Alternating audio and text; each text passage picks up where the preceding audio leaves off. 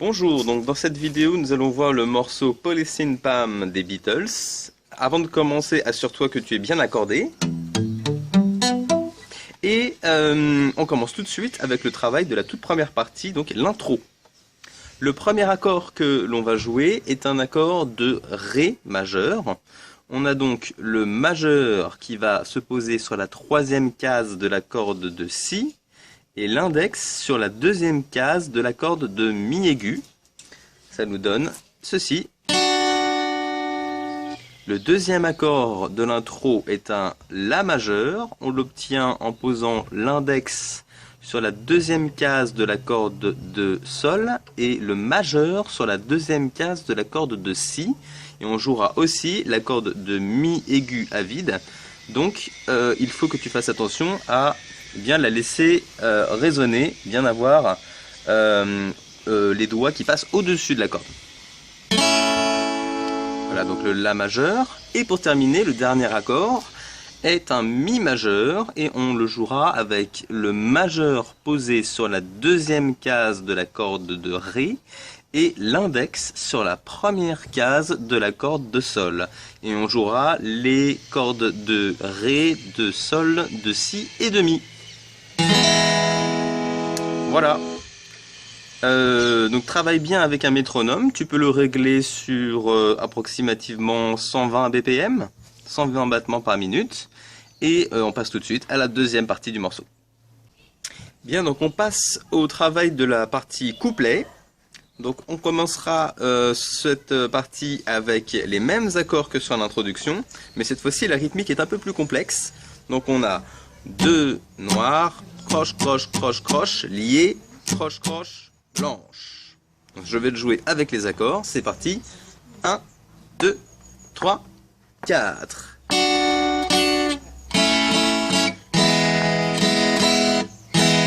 Et...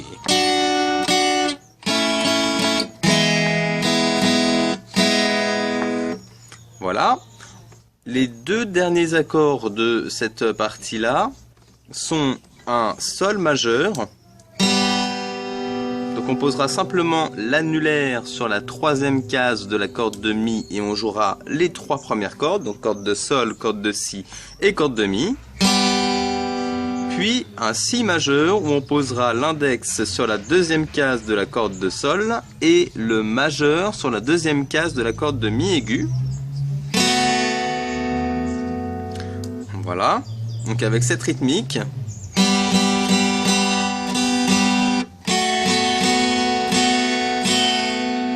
voilà, et donc la dernière partie, les derniers accords, ce sont un accord de Do, donc on l'obtient en jouant uniquement la première case de la corde de Si et les cordes de Sol et de Mi aigu à vide,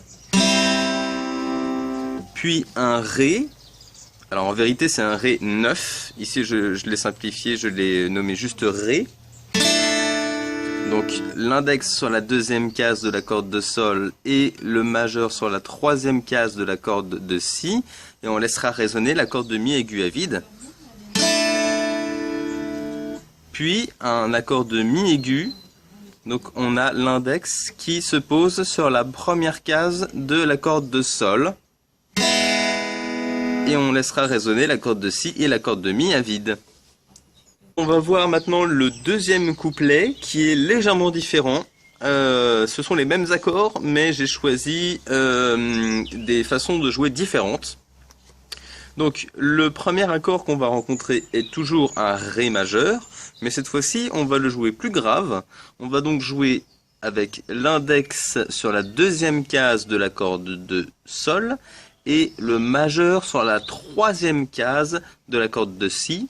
Et on va également jouer la corde de Ré à vide, ça nous donne 7 accords. Puis on va vers un accord de La, qui cette fois-ci va être joué avec l'index et le majeur sur la deuxième case de la corde de Ré et de Sol. Et on jouera la corde de La à vide. Puis pour terminer, on a un accord de Mi, et là on va jouer la même chose mais une corde plus haut. Donc l'index va sur la corde de La et le majeur va sur la corde de Ré. Et on jouera la corde de Mi grave à vide en même temps. D'accord?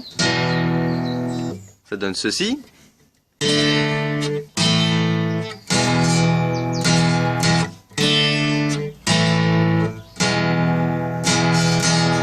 Voilà, donc concentre-toi bien sur les cordes que tu vas jouer. Il faut que la main droite joue les bonnes cordes et que les doigts de la main gauche suivent bien le rythme de la partition. Donc maintenant on va voir la partie solo du morceau. C'est une rythmique avec les mêmes accords que l'on a vu sur la fin du refrain.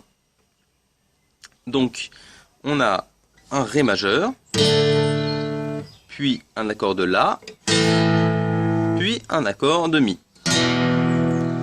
Avec cette rythmique, 1, 2, 3, 4.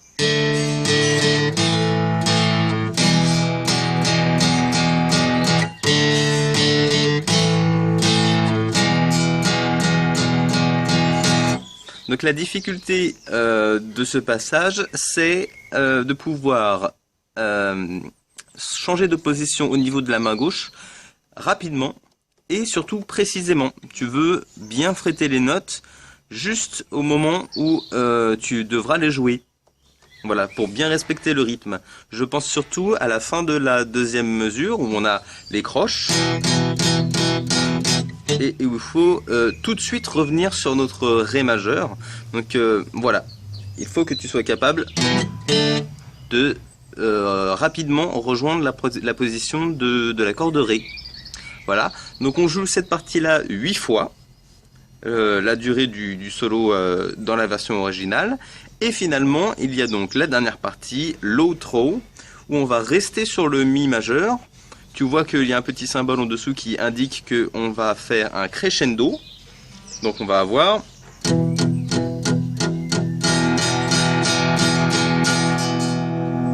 D'accord? 1 et 2 et 3 et 4 et 1 et 2 et 3 et 4 et 1. Voilà, et on marquera, on accentuera le dernier accord qui termine le morceau. Voilà, ben, je te souhaite une excellente semaine et bonne guitare à toi.